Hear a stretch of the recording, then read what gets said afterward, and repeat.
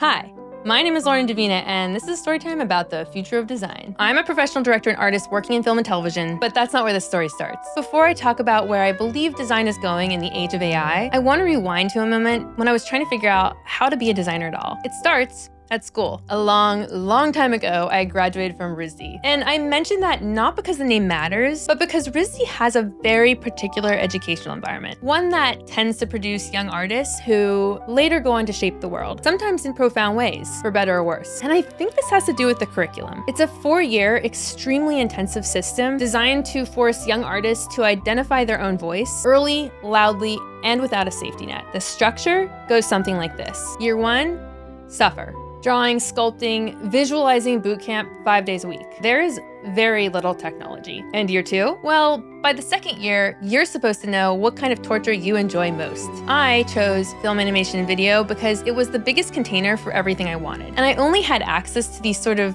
tiny dribbles of high tech at the time. Excellent professors. The machines, though, but that was the point. RISD's philosophy was not learn the latest and greatest software. It was find your eye. Technology is just a tool you can use later. So I learned stop motion, then I started fumbling around in Maya, and in my senior year, I mashed it all together. Physical sets, puppets, 3D, painting, drawing, everything. The result was a thesis film that looked pretty distinct and ended up getting a lot of attention. It was also weird enough to win a bunch of awards. Now, this wasn't because my co-director and I were uniquely gifted. It honestly was because we had no idea what we were doing, but we were willing to do it anyway. After all, that's what RISD really wants out of its graduates, to work and think confidently. From there, I got recruited by Pixar. I started really early visual development work for the studio I had been following called Laika on this unheard of film called Coraline. But honestly, the timing wasn't quite right. The projects were sort of in holding patterns, or they weren't even getting started yet. No one was bringing their teams in. And I'm like this young, hardcore kid chomping at the bit to start working. So I go on the hunt for other studios, and I come across this crazy industry called motion design. And this really intrigued me because it looked arty and experimental. I sent my work to a bunch of these places, but the first person who called me was this guy, Christo, who some of you may know personally and others may know as a social media design influencer. But I knew him as this guy, my first real boss and the person who threw me in the deep end in the world of motion design. Chris loves logos, but he equally enjoys dramatic illustration like the work of Ashley Wood. And as a teacher himself at Art Center in Otis, a lot of his students funneled into his studio, which was called Blind. So I come in, this RISD kid, and Chris gives me an assignment. He tells me to design a black and white wolf character for a music video, which was awesome. I start scavenging the internet trying to find wolf photos to work from. I mean, I didn't want to draw everything from scratch. I wanted to learn Photoshop. So I try to use the pen tool to cut out these wolves. The pen tool, as you know, is unforgiving. It requires precision.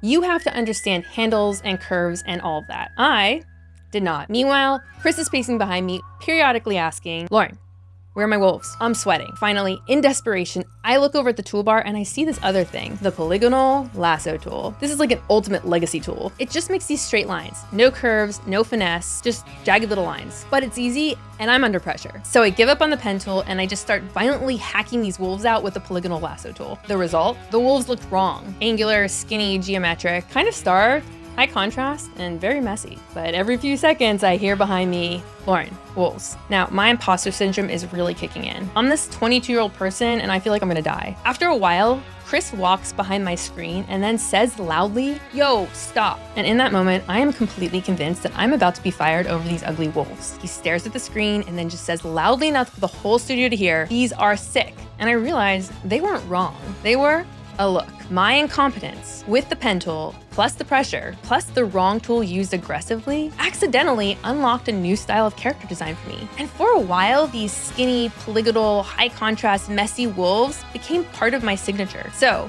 why am I telling you this story about the pen tool and the polygonal lasso tool? Because in the age of AI, I think people are generally overwhelmed. But in the 4 years that I've immersed myself understanding Gen AI tools, I've really boiled it down to only two really important practices you can do to help yourself stay sane and, dare I say, excited to be part of this new world. Number 1, the first one is embrace the constant change of creative tools. Like my evolution from discovering the lasso tool and the pen tool, the tools of the future evolve even more quickly. Instead of the lasso tool, it's some new AI drop. But, and here's the key, in order to survive, It's not important that you learn everything. It is important that you try. To get comfortable in a constant state of learning. You are no longer the master of your domain, and that's okay. There are many ways to do things. There always have been. Last May, I gave a talk for the One Club, and this was a popular slide. I called it the Holy Stack. This was my stack of tools as of May of 2025. It looks a lot different now, but that's exciting. In a weird way, you are constantly an amateur designer trying to figure out wolf design. Number 2, you have to be willing to be the imperfect part of the equation. And in my opinion, that's a really good thing for art and design. So for fun, I ran 2 experiments. I took my original wolf design and I asked AI to make more wolves. The results? Stunning. They had almost the same energy, but made in seconds. But here's the problem. I fed AI my final wolf design. And we all know AI is great at mimicking. So the question is, could AI have created chaotic Lauren-style wolves in the first place without any prompts or ref images? So I ran a second experiment. I simply prompted it with the general idea, everything that was going through my head that I could recall. It got some ideas right. It got the sort of simplified circle eyes and high contrast. But from an emotional standpoint, it simply couldn't understand the prompt of super skinny, squiggly, messy, inky legs. It wanted to generalize it into something it had seen before. That painful struggle I went through. This is our advantage. Would AI have chosen the wrong tool?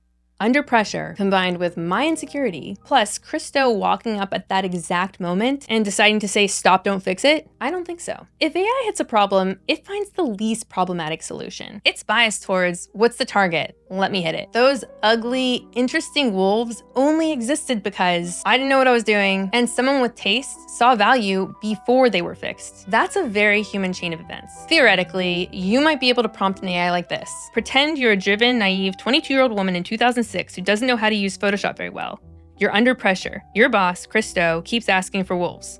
Make black and white characters and have them interrupt the process before they're finished. There is still a problem. AI doesn't feel panicked, watched, misclick out of fear, or crave approval from a mentor. Also, in the real world, you and your mentor have lived decades of experience expressed as unique individuals. You don't know you're naive in the moment. You don't know you're inventing a style. You're just trying not to get fired. So in short, the future of design embraces the constant change of creative tools while embracing the human power of imperfection. Let AI be the exaggeration pass, the what if it were animated pass, the show me 50 variations of the thing I made pass, not the first brushstroke. Your job is to be the person under pressure making weird wolves. AI's job is to make the pack run. Agree or disagree? I'd love to know. Hang out in the comments, subscribe to stay in touch. Bye for now.